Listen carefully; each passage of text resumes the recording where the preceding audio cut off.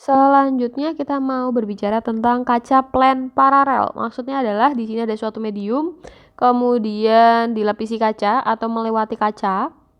Kemudian nanti di bagian bawah ini berarti tembus medium lagi ya. Jadi kalau kasusnya seperti ini, kaca itu kan selalu lebih rapat mediumnya. Berarti nanti sinar datang seperti ini dengan sudut I, maka akan dibiaskan dengan sudut R. Kemudian karena dia tembus ke medium lainnya, maka ada garis normal yang baru, sehingga dia akan dibiaskan menjauhi garis normal. Ya, sampai situ paham? Kemudian ini kita hapus dulu aja. Kemudian pembiasan yang pertama, kalau kita tarik garis kan seperti ini. Maka ini kita sebut sebagai T. T itu merupakan pergeseran sinar. Sampai situ cukup paham ya? Jadi biasanya di kasus ini nanti akan ditanyakan berapa pergeseran sinarnya. Kita bisa menggunakan rumus D sin I min R dibagi cos R. Kita bisa menggunakan rumus ini. Tetapi kalau misalkan sudut I sama R-nya tidak diketahui, nanti kita bisa menggunakan rumus seperti ini untuk mencari sudutnya. Sin I min R itu kita jabarkan menjadi sin I kali cos R min cos I dikali sin R, seperti rumus pada trigonometri matematika.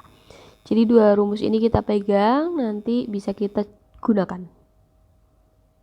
Oke, di sini ada soal, misalkan diketahui sudut datang, sudut bias, tebal kaca, lalu kita harus menentukan T-nya. Sudut datang itu adalah I, sudut bias itu adalah R, tebal kaca itu adalah D. Bener ya? Oke, maka kita gunakan rumus T sama dengan D sin I min R dibagi cos R.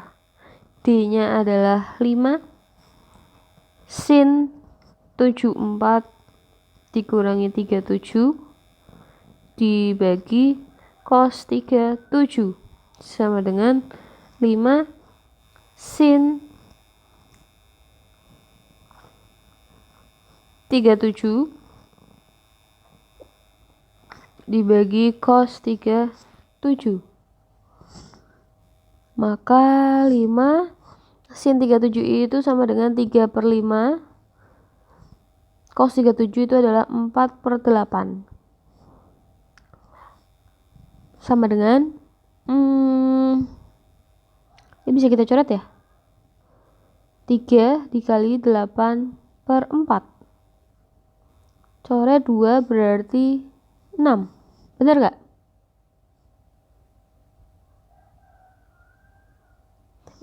Ini itu 5. 4/5 berarti ini 5. Maka 4 berarti 15/4 sama dengan 3,75 cm. Selanjutnya kita akan membahas tentang pembiasan pada prisma. Jadi di sini ada prisma di mana beta merupakan sudut pembias. Oke, gini. Jadi ini ada I1. Jadi ada sinar datang, ini ada garis normal. Jadi sinar datang melalui sisi kiri prisma. Maka bentuknya seperti ini. Kemudian dia akan dibiaskan, garis normalnya kan diperpanjang. Jadi nanti akan ada R1. Jadi sinar datangnya itu adalah I1, kemudian hasil pembiasannya itu ada R1 dibiaskan, nanti tembus ke sisi kanan dan ada garis normal lagi yang kalau diperpanjang kita bisa tulis seperti ini. Lalu hasil pembiasannya seperti ini, ada R2. Kemudian biasanya kalau pembiasan prisma itu yang dicari adalah sudut deviasi. Sudut deviasi itu adalah ketika sinar datang kemudian diteruskan. Mungkin gambarnya harusnya lebih nekuk lagi ya, sebentar. Nah, sinar datang kita perpanjang, kemudian sinar bias itu juga kita perpanjang. Nah, di sini titik ini itu yang kita sebut sebagai D, sudut deviasi.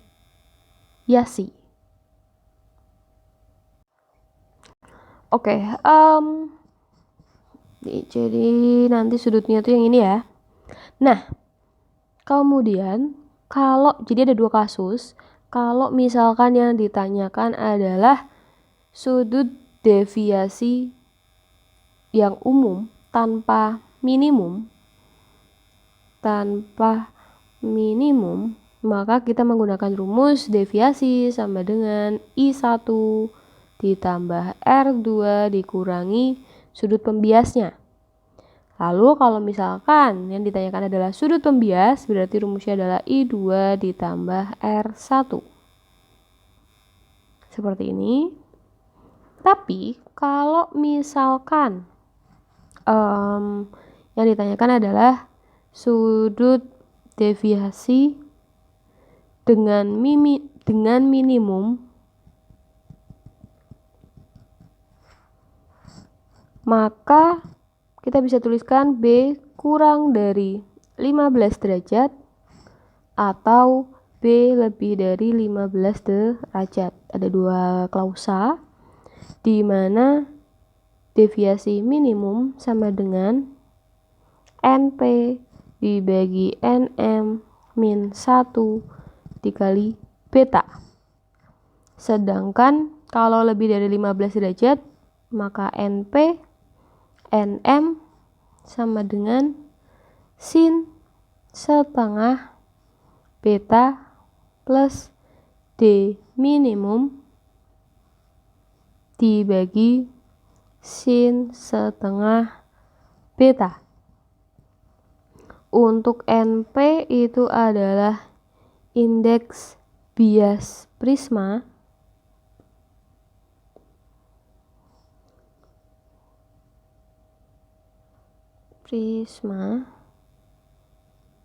Sedangkan NM itu adalah indeks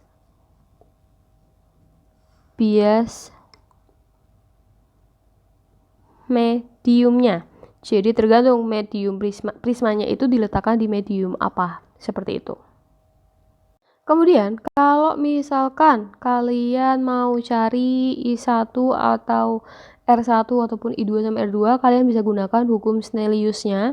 Kita tuliskan di mana ya, di bawah aja ya. Jadi ini kan berarti medium.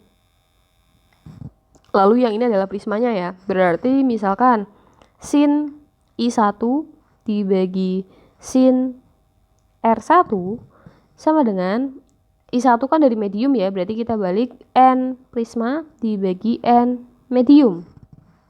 Tapi kalau misalkan kita mau carinya I2 sama R2, I2 itu kan berada dalam prisma. I2-nya belum ditulis ya. I2 itu ini berarti.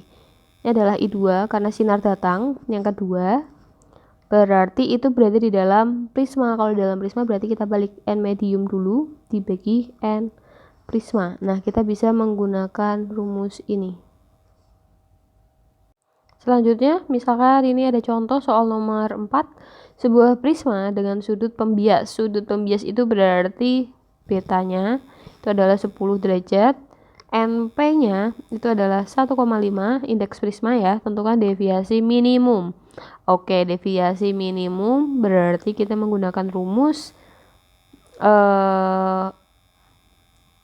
NP per NM min 1 dikali beta.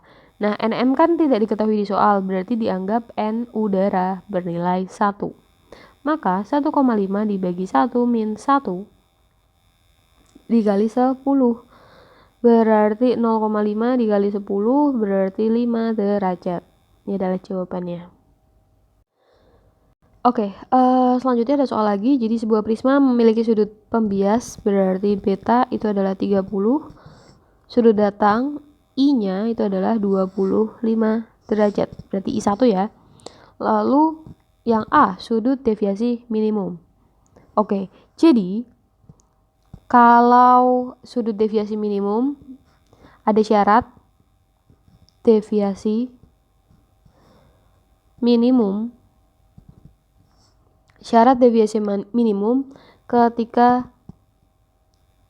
diketahui I1-nya, maka I1 itu akan sama dengan nilainya dengan R2. Baik itu yang kurang dari 15 derajat atau yang lebih dari 15 derajat. Tadi kan ada dua rumus tuh. Nah, jadi I1-nya itu akan sama dengan R2. Nah, tadi kita kan punya rumus D sama dengan deviasi yang umumnya I1 ditambah R2 min beta. Ini kita bisa masukkan berdasarkan syaratnya. Nanti akan didapatkan rumus dari deviasi minimumnya itu adalah I1 ditambah R2-nya kan sama dengan I1 ya. Berarti I1 tambah I1 dikurangi beta. Menjadi 2I1 dikurangi beta. Itu menjadi rumus deviasi minimumnya. Tapi kalau misalkan tidak diketahui I1-nya, ya kita bisa menggunakan dua rumus yang tadi di sebelumnya, yang ini. Nah, yang hijau ini. Ya, ada dua. Tapi kalau diketahui I1, kalian bisa langsung menggunakan rumus yang oranye ini. Kurang lebih seperti itu. Jadi, untuk pertanyaan pertama, sudut deviasi minimum berarti tinggal kita masukkan saja. Deviasi minimum sama dengan 2 kali I1. I1-nya tadi 25. Dikurangi betanya adalah 30.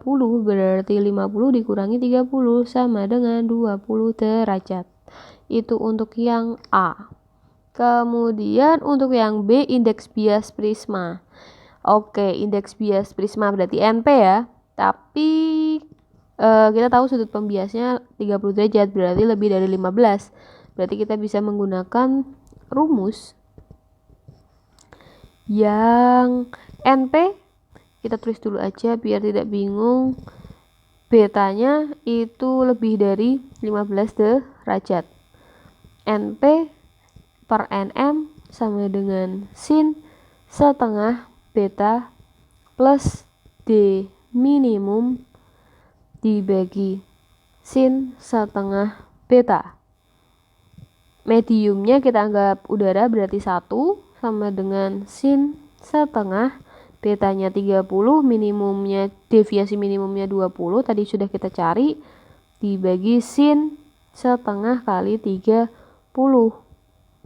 Maka NP sama dengan sin 50 bagi 2, 25 ya. Sin 25 dibagi sin 15. Berarti nanti dapat 0,42 per 0,26. Maka didapatkan NP-nya adalah 1,62.